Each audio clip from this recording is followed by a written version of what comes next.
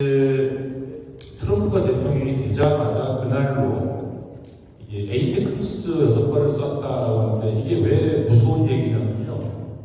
에이테크스는 우크라이나가 가지고 있는 미사일이 아니에요. 미국 거예요. 그러니까 미국이 동의해주고 미국이 직접 지휘하지 않으면 날아갈 수 없는 미사일.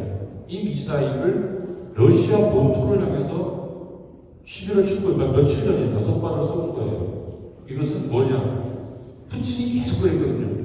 만약에 에이테크스를 러시아 본토로 쏘면 이거는 3차 대전을 의미하는 걸로 인정하겠다라는 얘기를 여러 차례 했었는데 이걸 쐈습니다. 그러자 그날 푸틴은 뭐라고 얘기하냐면 얘기를 합니다. 앞으로 러시아를 공격하는 모든 국가에 대해서는 핵무기를 쓰겠다. 그리고 러시아와 동맹국에 대해서 어떤 블록에 속해 있는 나라가 공격을 한다면 전체 공격을, 즉 한마디로 나토에 있는 어느 한 나라가 자기를 공격한다면 나토 전체를 적으로 돌리고 핵을 쓰겠다.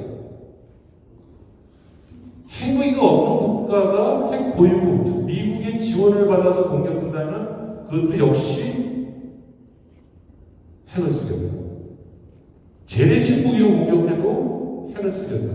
이거는 누굴 가리키는 거냐? 만약에 한국군이 우크라이나에 참전해서 살상 무기를 보내면 핵을 쓰겠다는 겁니다. 굉장히 심각한 얘기거든요.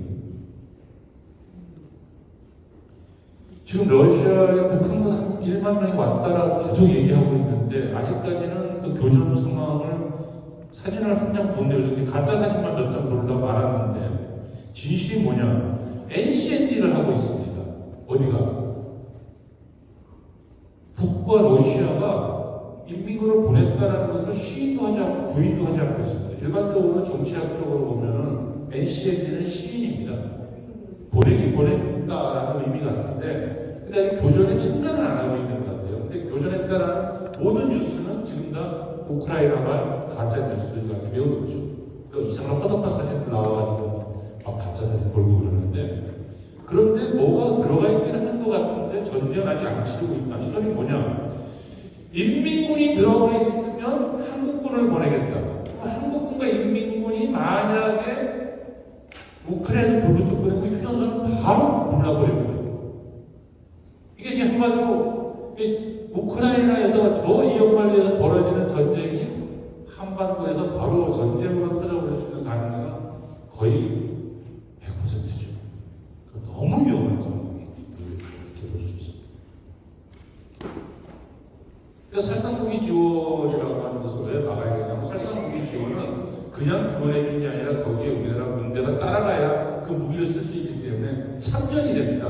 아까 얘기했잖아요. 러시아. 그렇게 다른 나라가 참전해서 러시아를 공격하면 우리는 핵무기를 그 나라에 쓰겠다라는 거니까 졸지에 대한민국과 러시아가 교전무기 될 수 있다는 정말 굉장히 상태가 위험한 상태에 빠져 있는 거죠. 이런 때에 트럼프가 등장을 한 겁니다. 그러니까 트럼프가 등장하게 되는 과정을 간단하게 설명을 드려보니 그 전까지 트럼프 대통령은 1, 2때 했죠. 멕시코 장벽을 쌓고 그리고 기후협정에 탈퇴하고 나토와 한국같이 동맹국들한테 방위비 더 넓혀달라 하고 아프가니스탄에 철군을 결정했었죠. 굉장히 지금까지 전통적으로 우리가 봐왔던 미국의 모습이 아닙니다. 너무나도 이상한 모습이었죠. 요번에 이제 트럼프가 다시 당선됐어요. 마가라고 하죠, 마가. Make America Great Again이라고 하는 미국을 다시 위대하게. 아메리카 퍼스트주의, 미국 우선주의를 주장하는데 크게 주장은 세 가지입니다. 중국을 완전히 봉쇄하겠다. 두 번째는 미국의 산업을 일으켜 세우겠다. 세 번째는 전쟁을 중단시키겠다. 이런 이야기를 했어요. 다만 전쟁을 중단시키겠다고 하면 미국 내 엄청난 갈등이 야기됩니다. 왜? 미국의 실질적인 주의는 소위 말하는 군산복합체라고 부르기도 하고 그는 딥스테이트라고 불리는데 미국의 군수 무기업자들과 금융자본과 네오콘이 합작돼서 엄청난 제국을 형성하고 있단 말입니다. 그들이 전쟁을 치르게 하기 위해서는 민주당이든 공화당이든 어떤 대통령 후보든 밀어줍니다. 그러니까 당을 따라 밀어주는 게 아니고 미국에서는 상원 의원이나 주지사급이 돼야 대통령을 하거든요. 거기까지 누구든 되면 그때부터 전쟁을 하게 해요. 그런데 아이러니하게 재벌 출신이란 걔네들한테 돈 받을 기회가 없었어요. 그리고 군산복합자들, 군수무기업자들한테 미친 게 없어요. 그래서 하원의원조차 한 적이 없어요. 정치자금을 받은 적이 없는 사람이에요. 이 사람은 전쟁을 그만두겠다는 말을 막 할 수 있는데 그렇게 되면 어떻게 되느냐. 참 재밌게도 지금까지 미국에서 전쟁을 안 하겠다고 했던 대통령들이 죽거나 도중에 쫓겨나거나 또는 일단임밖에 못합니다. 재선을 해본 사례가 없어요. 잘 기억해 보시면 케네디라든지 닉슨이라든지 또 카터라든지 트럼프라든지 다 재선을 못해요. 그만큼 미국의 실질적인 주인이 군산복합체 강력하게 전쟁 안 하겠다는 사람들을 막아 나서거든요.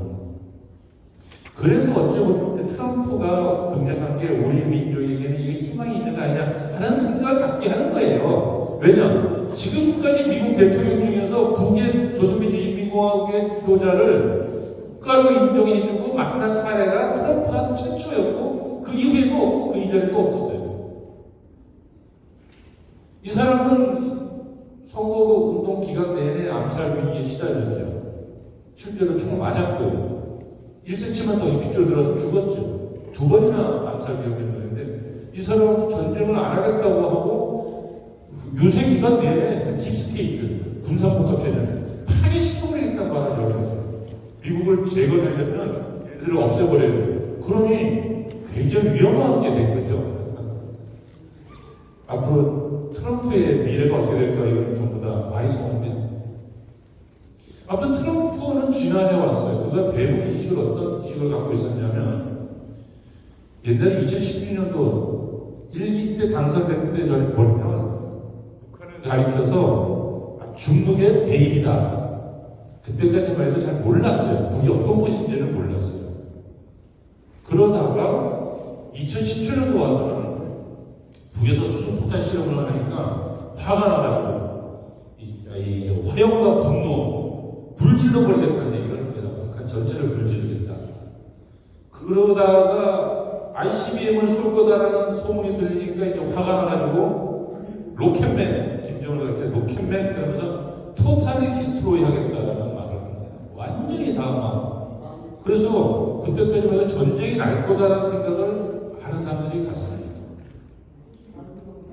그런데 너무나도 거꾸로 2018년도에 그 화성 15호를 쏘고 난 이후부터는 싱가포르 회담을 하는데 뭐라고 얘기하면 우리는 아주 좋은 관계를 맺을 것이다. 그리고는 우리는 러브레터를 주고받는 관계다. 뭐 이런 얘기를 하죠. 굉장히 쇼맨십이 나는 사람이에요. 요번에 공화당에서 전당대회 마지막 날 대선후보 수락연설을 하면서 뭐라고 얘기하면 나는 김정은과 잘 지내왔고 한국이랑 많이 같은 사람하고 사이좋게 지내기 좋다. 그래서 그러면 핵 보유를 인정하려나 보다 라는 생각을 하게 만들었죠. 나는 그를 보고 싶고 그도 나를 그리워할 것이다. 막 이런 얘기를 했습니다. 그런데 지금 앞으로 만나야 할 북은 어떤 북이냐. 그 이전에 있었던 그 싱가포르 회담하고 나서 2019년 2월에 열렸던 하노이 회담할 당시의 북이 아니라는 겁니다, 지금. 북은 그 사이에 엄청나게 핵무기를 많이 가진 나라가 되어버렸어요. 이 조선동맹 제8차 당대회 2021년도에 북은 핵무력 건설을 공식 선언하고 나서 작년에 이게 뭐냐면 화산 31이라고 이렇게 생겼어요. 카트리지처럼 핵 탄두를 갖다가 규격화한 거예요. 위에 있는 모든 미사일 배달에 딱딱딱딱 끼워넣을 수 있도록 만든 거예요. 그래서 대량 양산 체계로 들어간다. 표준화시키고 규격화, 소형화, 경량화로 가고 있는 거예요. 앞으로 핵 비핵화 협상 불가능하다라고 저는 생각합니다. 불가능. 왜? 너무 많았어. 그 당시에 2019년도에 협상을 했으면 비핵화 협상에 성공했을 건데 이제 비핵화는 어려울 것 같습니다. 핵 투발 수단도 엄청나게 다양하게 써야 돼요. 이렇게 저렇게 쓸 수 있는. 그 중에서도 제일 무서운 게 극초음속 탄도미사일. 이거는 이제 마하 5 이상 날아가는 건데 아무런 MD 체계, 미사일 디펜스로 막을 수가 없습니다. 이런 걸 다 갖춰버린 거예요. 정찰 위성을 띄워가지고 날아가는 탄도미사일 길을 보게 하고 눈이죠. 그리고 SLBM 잠수함에서 쏘는 것들을 완성해 나가고 있고, 제일 확실하게 만드는 예는 원자탄은 두 가지 종류가 있어요. 나가사키에 떨어졌던 플루토늄 방식이 있고 히로시마에 떨어졌던 농축 우라늄 방식이 있는데, 이 농축 우라늄 방식이 대량 생산 방식인데 이게 원심 분리기로 돌려내는 건데요. 플루토늄 생산은 원자력 발전소를 다 돌리고 나면 남는 폐 연료봉을 재처리하는 과정에서 플루토늄이 생산되지만, 농축우라는 방식은 그냥 공장처럼 돌리면 됩니다. 이거를 바로 9월 달에 공개해버렸어요. 한 번도 안 보여줬고. 무슨 의미냐? 우리는 이제 더 이상 핵 없앨 마음이 없다. 우리는 핵 보유국가다. 이걸 선언한 것이죠. 그러고 가서 이제 바로 지난달이죠. 화성 19호를 쐈는데, 화성 19호는 괴물이에요. 엄청나게 큰 건데, 여기가 가탄두, 수소탄을 한 5개 싣고 가고 16,000km 날아가는데, 미국 상공에서 터뜨려버리면 미국에 있는 5개의 도시 정도는 순식간에 없어진다는 소리예요. 그리고 고체 연료가.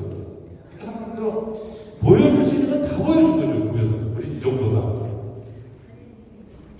그리고는 바로 며칠 전이죠. 무장장비 전시회 2024를 하면서 이렇게 얘기합니다. 우리는 미국과 협상해봤는데 그들은 우리가 공존 의지가 없더라. 그냥 그들은 끊임없이 침략적이다. 그래서 우리는 군사력을 키워서 조직 보위를 하지 미국하고 뭐 이렇게 손잡을 마음이 없다. 마이웨이 하겠다. 이런 뜻을 얘기하고 있습니다.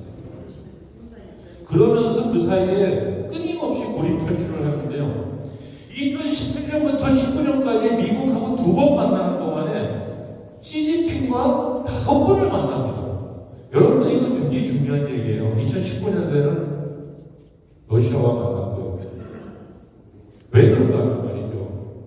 이 중국과 러시아가 2018년도 3월 이전까지만 해도 모든 제재에 동의했고, 특히나 2016년에 있었던 그 2270호 제재는 엄청나게 잔인한 거거든요. 기름 한 방울 못 들어가게 막는 건데, 여기까지 동의를 해놓고 제재 이행을 같이 했어요. 그러다가 이렇게 관계가 터지고 나서부터는 이제 중러가 제재 완화 견의안 의견이 제출하고 모든 제재에 이제 하자라는 안에 동의하지 않고 있습니다. 한마디로 고립무원에 빠져있는 북이 완벽하게 고립에서 벗어나 버린 거죠. 이게 그 전형적으로 제일 보여줬던 모습이 바로 이거였습니다. 전승절인데요. 작년 전승절에 러시아의 세르게이 쇼이구 중국의 대표를 양쪽에 세워놓고 전승절에서 보여줬던 그 열병식에 나왔던 모든 무기가 핵무기였어요. 양쪽 다 보여주는 거예요. 이제 더 이상 우리한테 제재를 동참하지 못하게 된 거죠. 중국과 러시아를 자기 편으로 만들었다. 이건 고립에서 벗어났다는 거죠. 그리고 나서 러시아와 올해 6월 달에 세판을 짜죠. 군사동맹을 맺었어요. 브릭스에 올해 카잔에서 열렸는데, 브릭스 카잔회의에 최선희가 등장했잖아요. 올해 브릭스에 들어가겠다는 것이죠. 그리고 포괄적 전략 동반자 협정으로 이 엄청난 군사 협정을 맺었을 뿐만 아니라 경제적으로도 함께 할 수 있는 길들을 찾았습니다. 그래서 북미가 이렇게 서로 관계가 달라진 속에서 그래도 만나질까? 만나기는 할 거라고 저는 보고 있습니다. 왜냐하면 두 분이 이것을 최대한 활용할 것이다. 그러니까 하노이 때 2, 하노이 시즌 2냐? 그건 아닐 것이다. 하노이는 이거였잖아요. 미국은 제재를 풀어놓고 북은 영변의 핵시설을 없앨게. 이게 하노이 때 나왔던 딜의 내용이었잖아요. 근데 그걸로부터 출발할 것 같아요. 왜냐하면 이제 더 이상 핵무기 협상은 없기 때문에 아마도 제 생각에는 한미연합훈련 중단, 이쪽에서는 그 ICBM 발사 중단, 이걸 조건으로 만남은 가질 수 있을 것인데, 아마도 핵무기 보유에 대한 얘기보다는 수교 협상, 관계 개선 이야기가 먼저 나올 가능성이 매우 높다라고 보여줍니다. 그 근데 크게 가능성도 매우 높습니다. 왜? 군사복합체들이 가만히 있을 리가 없고, 만약에 이렇게 해서 합의가 돼가지고 북미 간에 평화협정을 맺고 국교가 수립된다?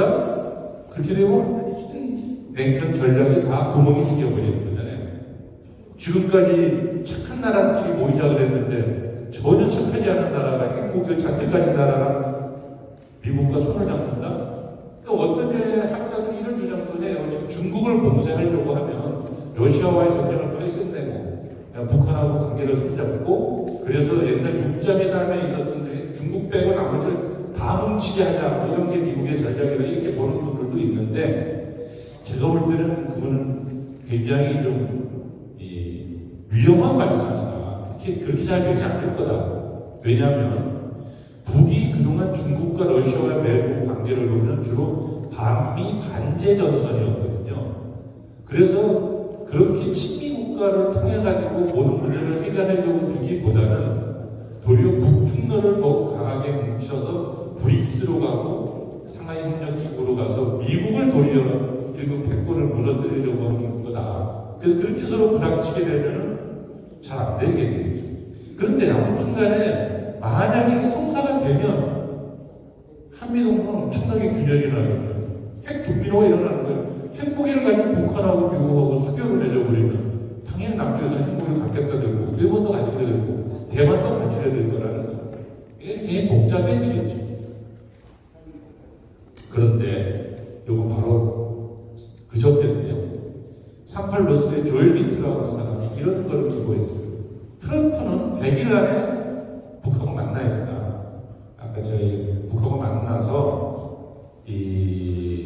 서로 관계 협상에 대한 얘기를 시작을 해봐야 된다는 얘기를 쭉 써놓고서 마지막에 보려면 이게 실패하면 도리어 전쟁 위기는 더 커질 것이다 라고 얘기를 했어요. 한미 관계는 악몽이죠. 굉장은 트럼프는 방위비 분담금을 지금 이제 1억 3,463억인가 올해 내고 있는데 그거를 10배 많은 100억, 즉 13조로 올리자는 얘기를 얼마 전에 했거든요. 이 사람이 한국을 팔려고 하는 개념이에요. 엄청난 쓰나미가 올 거예요. 트럼프 당국 전기차 보조금도 다 폐지하고 아이라 반도체법 다 없애버리겠다 하고 관세 엄청 부과시키겠다고 하니까 이게 아메리카 우선주의는 잘 살는 국민부터 털자라는 거라서 이게 북미 관계 예상보다 하지만 한미 관계를 생각하면 바이든 때보다 훨씬 악몽이 시작되는 거다라고 봐야 됩니다. 그리고 우크라이나 전쟁을 끝내겠다는 말을 여러 번 했어요. 그래서 트럼프한테는 우크라이나 전쟁을 끝내는 두 개의 길이 있는 것 같습니다. 하나는 만약에 종전을 한다면요, 그거는 최소한의 주인공이 푸틴일 거예요. 푸틴은 그야말로 그 우크라이나와 유럽의 최고 강자로 등장하게 되고 거기에서 트럼프는 영향력을 상실해버리는 거거든요. 종전한다는 게.